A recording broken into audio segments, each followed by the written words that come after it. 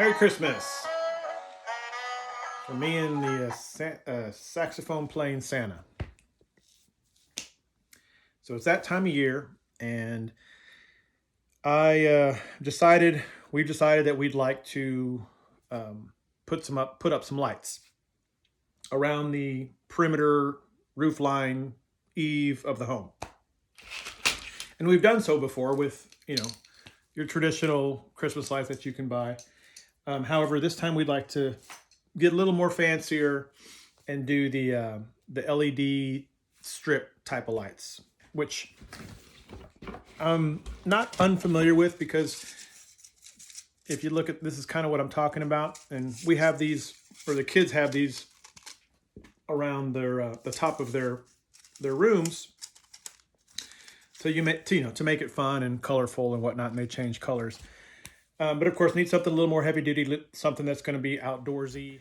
So started shopping around and looking for, some outdoor LED strip type of lights.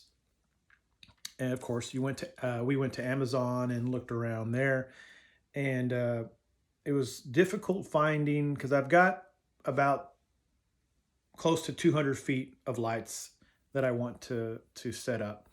And it's kind of difficult finding strips that are made that long or designed that long.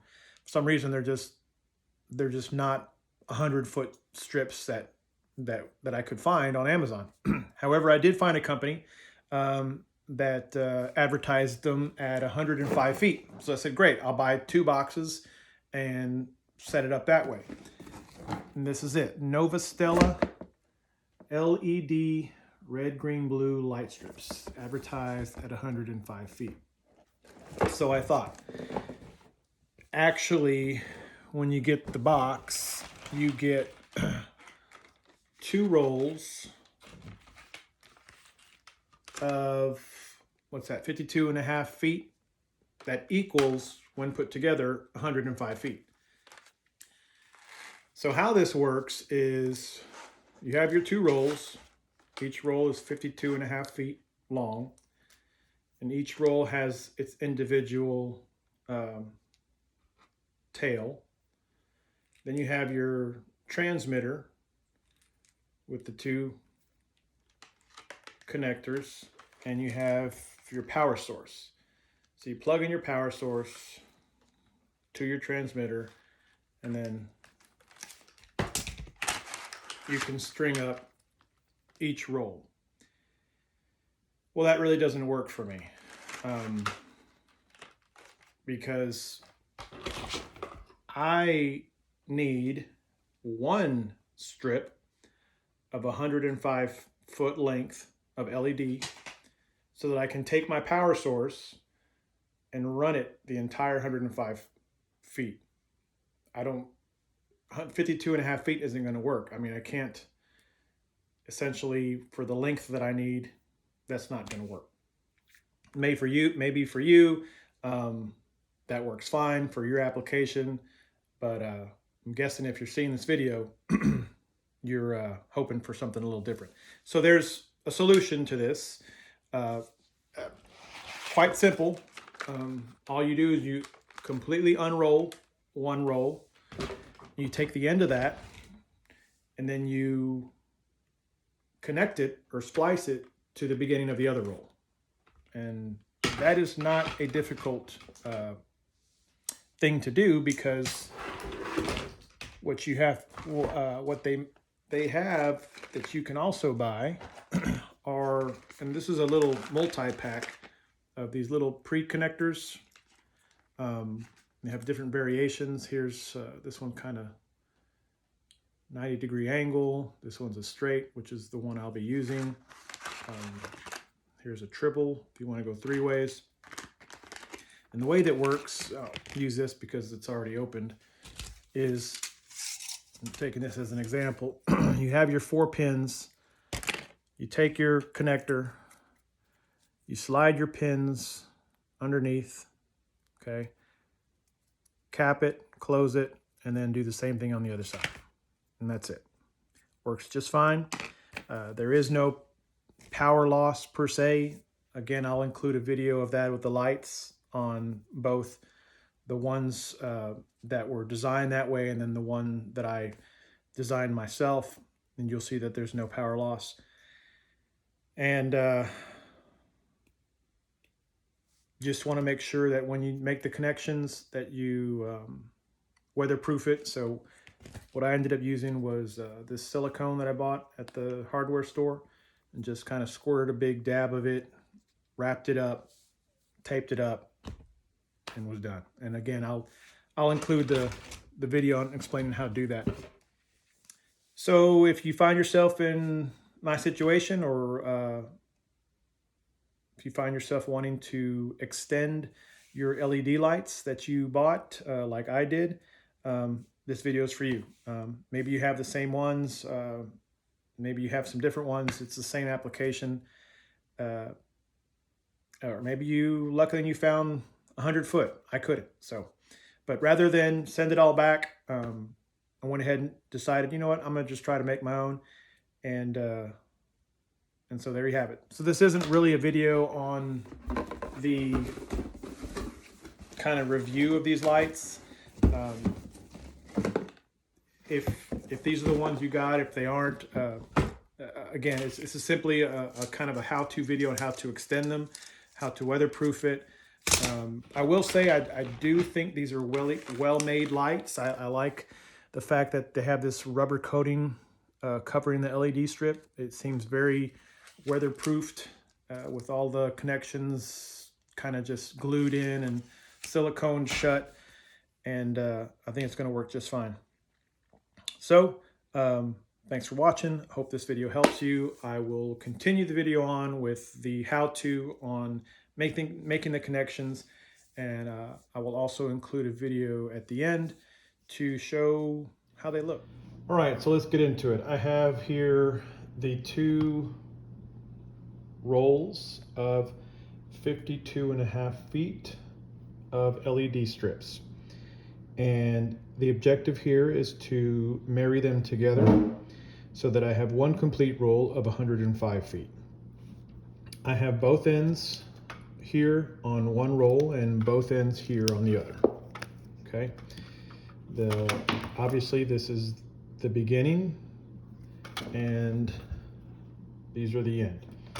So looking at the end, so there's 2 ways to do this. You can take the end of one roll and splice it to the beginning of the other, or you can take the end of one roll and splice it to the end of the other. Okay, there's some slight disadvantages in doing one over the other. And actually the way I did the other roll was I took the 2 ends, and in doing so it should be noted that these copper pins are color coded. So you have yellow, green, red, and blue, or from top to bottom would be yellow, green, red, and blue, as indicated from the connection. Okay, you can clearly see the wires and how they're color coded through here: yellow, green, red, and blue, just like the little letters say here. So going back to connecting the 2 ends together, if you choose to connect the 2 ends together, you're going to have to flip one side over so that the color codes match. Otherwise it won't, because if you have them the same way, as you can see, the yellow is at the top of this one and the yellow is at the bottom of this one, so it won't work. You have to flip it over when you make the connection, and keep in mind when you do flip it over, your lights are now facing the other way. But it's a simple fix for that, or a simple remedy. You just put a slight or a gentle bend in your application when you're mounting it, and that takes care of that. And I will show you that roll. I'll go ahead and cut that roll in now. Okay, so this is the section that I was telling you about. When you get to the end of the roll of the first 52.5 foot section and you get to your splice point, all you do is you put a gentle roll in that ribbon, and just keep on going. Because remember, if you do decide to splice both ends, this section over here is going to be flipped the other way. And so, you know, it's all tucked away up here. You can't even see it. You just simply put a little roll in it and keep on going. Okay, so that's how, if you decide to do the two ends together, how to apply the roll in your application so that you can continue working and placing your lights. The reason that I chose to do that in the first place, or why you may choose to do that, is so that you don't lose out on this connection. Basically, you save yourself from this connection, from making any cuts in it. You're basically just saying, okay, if later on you decide you do want to use this connection as part of your power, then you can do so without having cut it. Or maybe, like in my case, I wasn't quite sure that this was going to work, so just in case it didn't work, I wanted to save this. Now that I know it does work, I'm fairly confident in doing the end of one roll to the beginning of the other. All right, so let's get into that. And so in doing so, keep in mind, so I'm going to start with the left side over here. Keep in mind that if you're going to try to, so if you look at it, you have a clean connection right here, okay?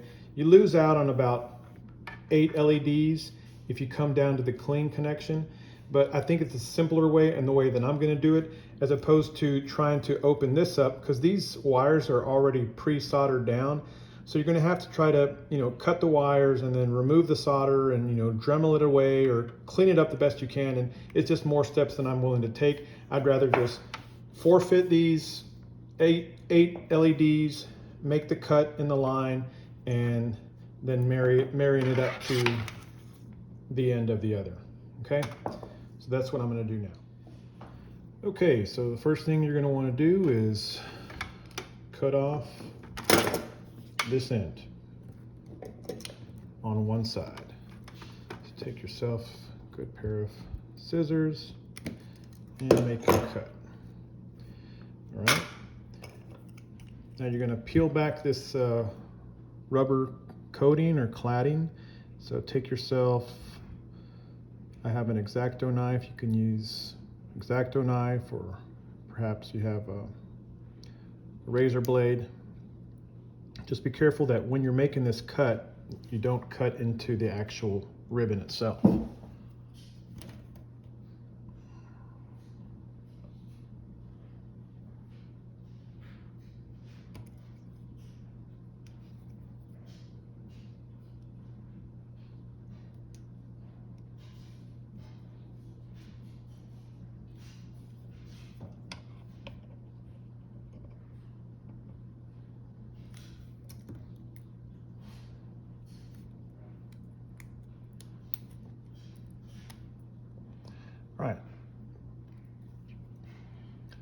All right, so once you've opened up one side, you're going to cut back on this copper section where your pins are at.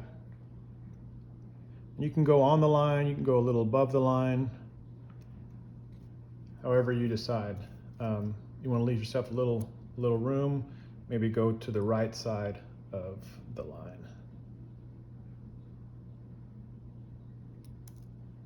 All right, so just like that. Oops, this will focus. There you go. All right, so you got yellow, green, red, and blue. Or in some cases, it's just identified with some other words or maybe a positive sign. Green, red, and blue. Okay, so that is the beginning of one LED strip. Now you're going to take the end of the other and do the same thing. Except you don't have to cut this time. They already have the end here exposed. So all you really got to do is open it up.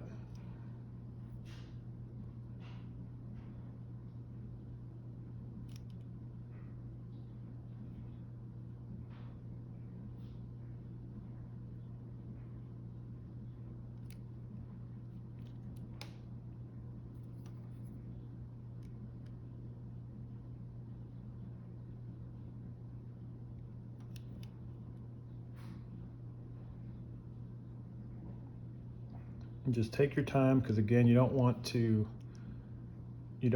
cut into the ribbon. When you're doing this, you're going to notice that this end is going to be a little harder to deal with because they've used a lot of glue, so it's going to be a little more difficult to open up.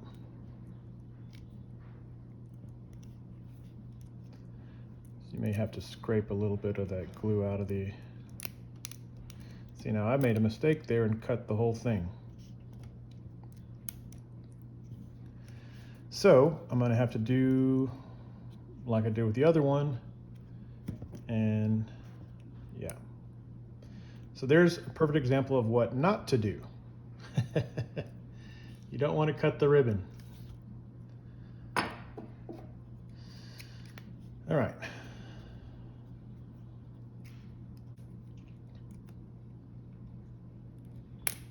All right. So there you have it.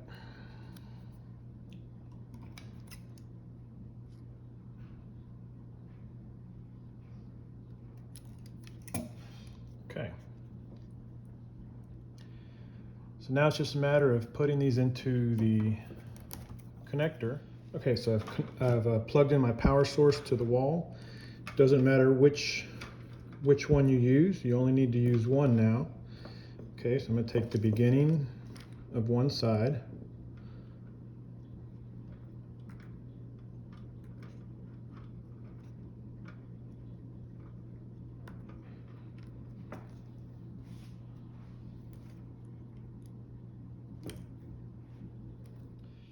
Okay, so I ordered these from Amazon, these 4-pin connector strips for 50/50 LED strip lights. And there's some instructions here on how to use them. But again, basically simple. You just take the 4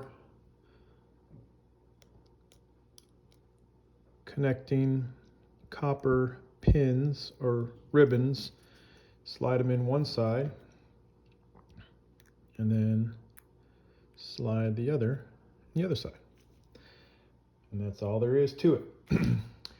One thing I wanted to mention, now that I think about it, or now that I thought about it a little later, is when I made this cut on this connection here, I should have, and you may want to make the cut at the halfway point, or at the actual, see how they have there's a line right there?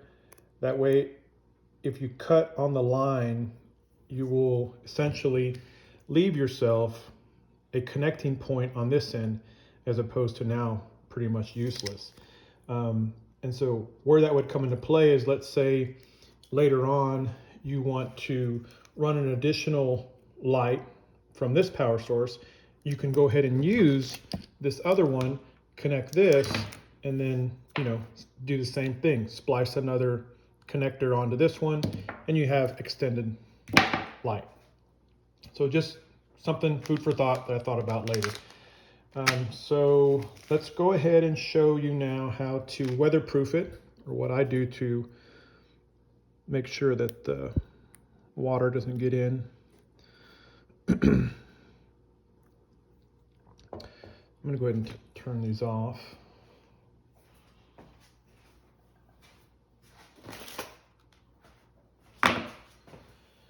All right, so again, you have your connections. You're going to snap these down into place.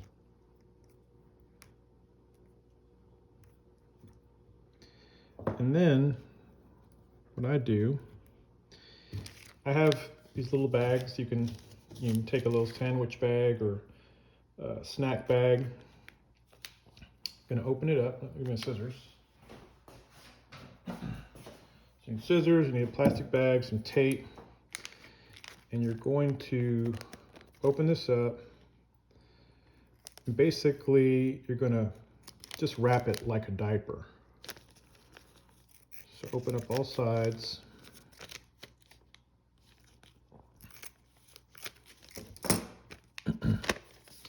Okay, so you have something like this.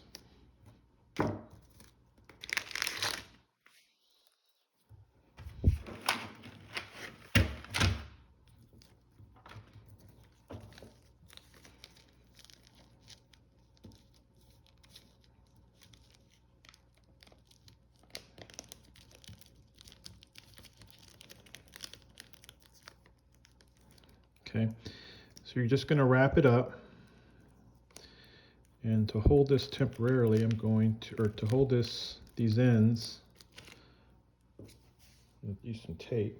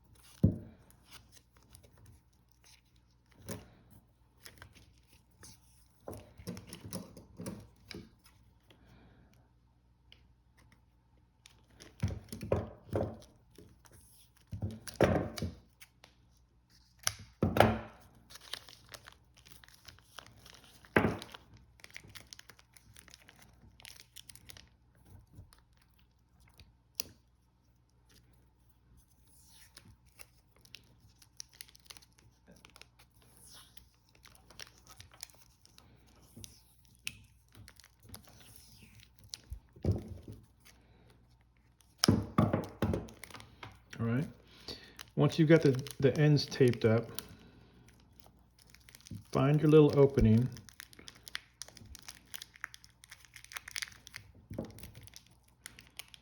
And take your silicone.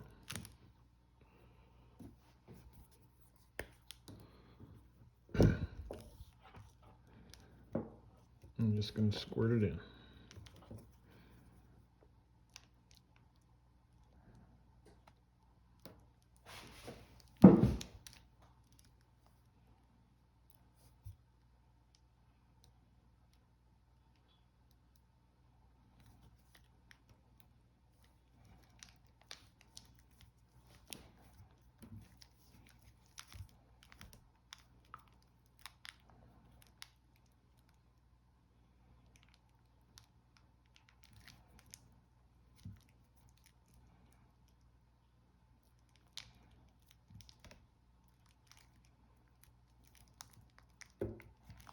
All right, it's a little bit messy.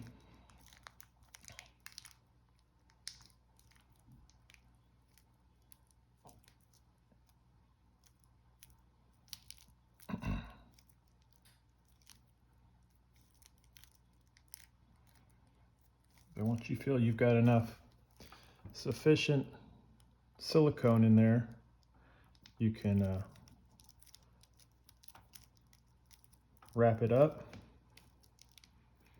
let it dry, and you'll be all set. So again, this can get a little messy if any of it leaks out, and it probably will. But this is the best way I found to waterproof this section. Perhaps you have a better way, less messier, or using a different method. I went ahead and wrapped the tape up some more, kind of pushing it closer to the center. Basically just squeezing it all together so that it makes a little pocket of solution or of sealant. This is the stuff that I use. It's called Lexcel, a tough elastic sealant for every job. So there you have it. I'm going to let that sit and dry for a couple of days, probably before installing it. And it's effective, works just fine. So let me turn on the lights. You can see still works and everything's good. So there you have it. Slide them in and you're done. And so I just want to show I just want to power these on, because if there's any difference in the power for these LED strips in doing one continuous roll as opposed to two, I can't tell. Surely can't tell by the naked eye or by the video, and so I'll show that to you here soon. Okay, let me turn this on. Okay, so this is green on the one that's using 2 connectors, and then this is powered on, and here I'm just using one. You see how this one is not being used because I spliced it in, so it's just using one. So let me go to red and red, and then finally blue. Blue. So I was really hoping to get this video out before Christmas. I'm not sure that's going to happen, but you know, these lights, they are going to be, at least for us, a permanent fixture. They won't come down. Hopefully they'll last long. They are made in China. You know, we'll see. But overall, I'm impressed with them, and I think they will do the job just great. So in my application, I have 2 rolls of 100 foot each. So that gives me, so therefore I have 2 remotes that I'm working off of. I will say that if you're trying to sync both sections, it can be a bit of a challenge, just timing and whatnot, but it's not impossible. Otherwise, if you're just going for a solid color, works just fine that way. And so again, this video may or may not go out before Christmas, but it's, you know, it's for the do-it-yourselfer who's looking for permanent lighting and just wants to add an accent to their home, or for safety or security reasons. You know, you can now have white ambient lighting around the entire roof of your home, which is a pretty cool effect. Or if you're looking for just a solid color like orange for Halloween or green for St. Patrick's Day, you got that too. So if this is something that you want to try to do yourself, by all means, it is not at all difficult. Save yourself some money from having a professional, you know, install, which I'm not even sure how much it costs. Probably good upwards of, I've heard, $500 to $1,000 to have someone do this type of lighting. But if you want to do it yourself, it is very possible, very feasible, and you can do it. So thanks for watching. Again, I'll wrap this up with some tips and tricks on what worked for me. You know, initially my goal was to set out, make a video of the splicing of the 2 rolls, which you saw and which worked great. But I figured if you're doing that, you're probably trying to do this yourself. So just going to share a couple of tips and tricks. I will take you outside and kind of show you some things that helped me. And I will say it's a bit of a challenge. You know, it's relatively easy. You know, if you can go up and down the ladder and you can handle a drill, it's not that difficult. It's just challenging going up and down. They give you these little plastic holders that you just place the LED strip in, and it works great, fits nice and snug and secure. They give you about 50 per roll, so I spaced them out at about 1 foot 12 inches each space, or each holder.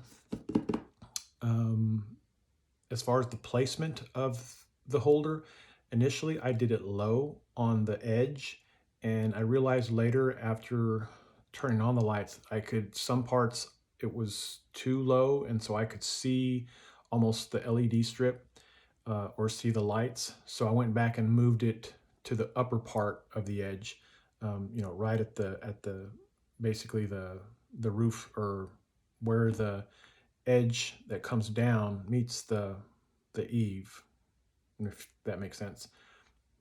Basically, so let's say this is the edge of the house that comes down. Put your holders on the upper part of the edge, not the lower.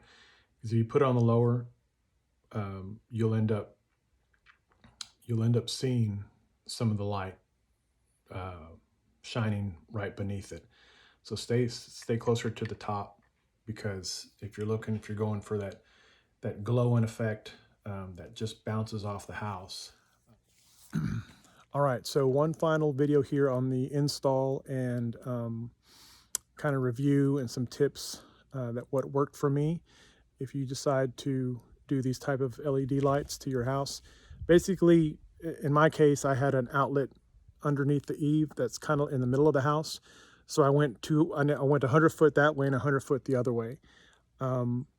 If you're gonna get a house, a future house, or if you're thinking about building a house, a custom house or whatever, I strongly suggest if you like doing outdoor lighting, you have these outlets put up underneath the eaves. So anyway, let me flip around here. So what I did was I ran a power cord up into this box up here. That's an outdoor box that I picked up on Amazon.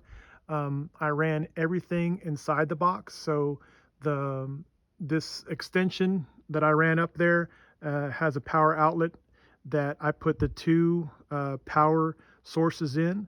I put the two transmitters in, and everything's tucked away in there. So I've also, if you noticed, kind of hid everything in this little pipe insulation, ran it up along top of the house, and then just continued on all the way down the other side.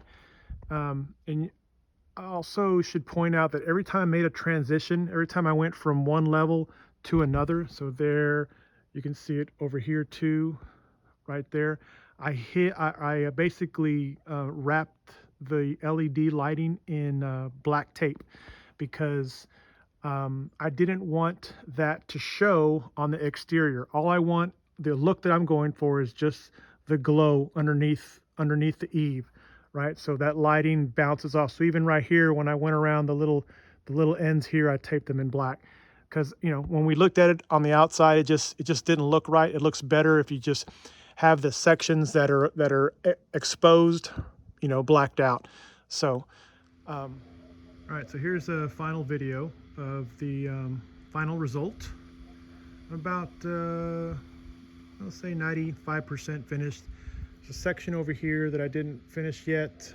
I got to still finish placing that around the other side of the house.